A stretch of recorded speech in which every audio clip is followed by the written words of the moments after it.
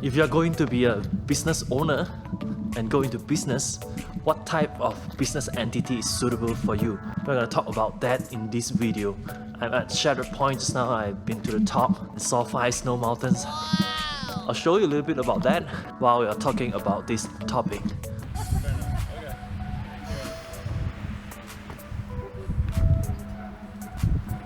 When you first go into business, do you need to first register your business? And what type of entity you are going to register? Or what type of business entity is most suitable for your situation?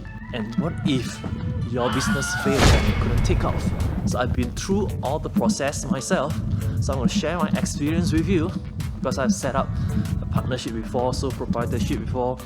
I also have a Sendirian Berhad, so I kind of know a little bit. First of all, don't worry about business registration yet. I think the most important is whether your business is going to be a viable idea. So if your business doesn't need a place, a physical place to do it, and you can start from home, then I would suggest that you test the idea, run it for a few months, see whether it's profitable, whether it is something you want to do for a long term before you go to register your business. Consider John, who wants to be a unit trust agent.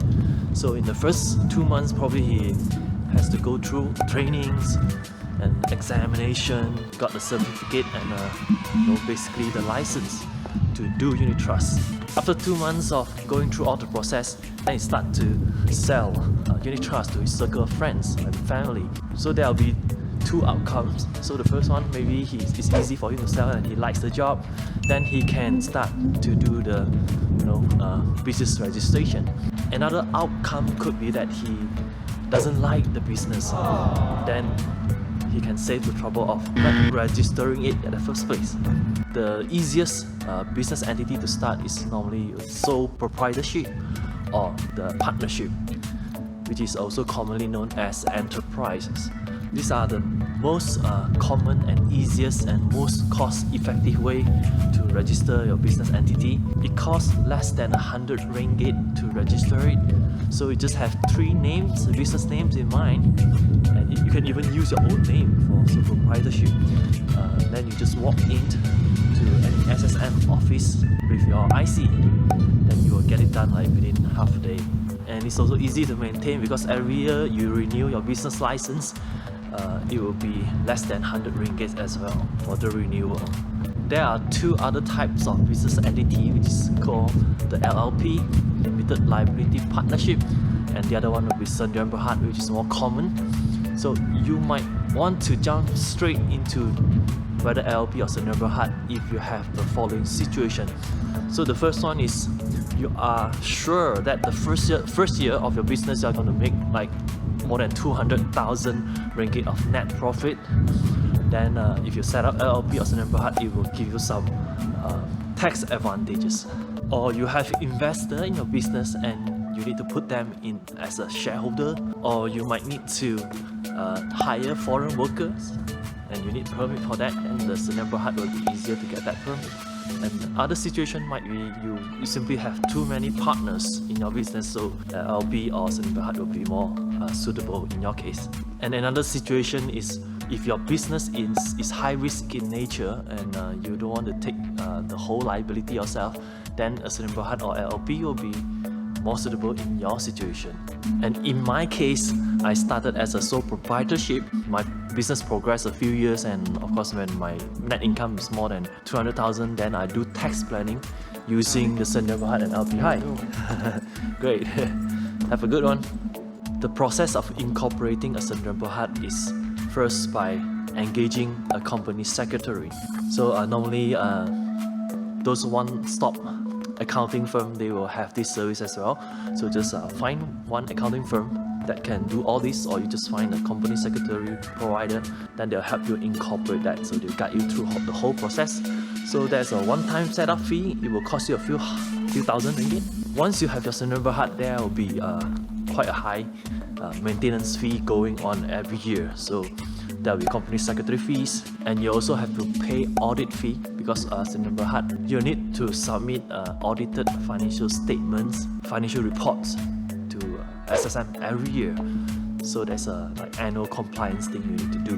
Because of that, because of Sdn Bhd it has an audited account, it makes it easier for you to borrow money if your business is going to need funding. So this is definitely one point you want to consider as well. The wonderful thing about having a Sdn Bhd or LLP is that if you are a small business, your first 500,000 of profit is going to be taxed at a flat rate of 17% only. So it might be lower than your personal income tax bracket. And when you are an employee in your own business, in your own incorporated company, then you can have your company contribute into an EPF account at the maximum like 19%, and all those money contributed by your company, the portion of your employer, it will be expenses of your business. That means it's all can be tax deductible. Once that money went into your EPF account, you can withdraw it in the future, also tax-free. Since your situation and your business situation is unique, so before you incorporate a Sdn Bhd or LLP, I suggest that you talk to a full-service accounting firm.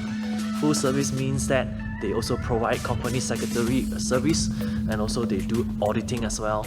So it's like one stop where you go to have all these services done.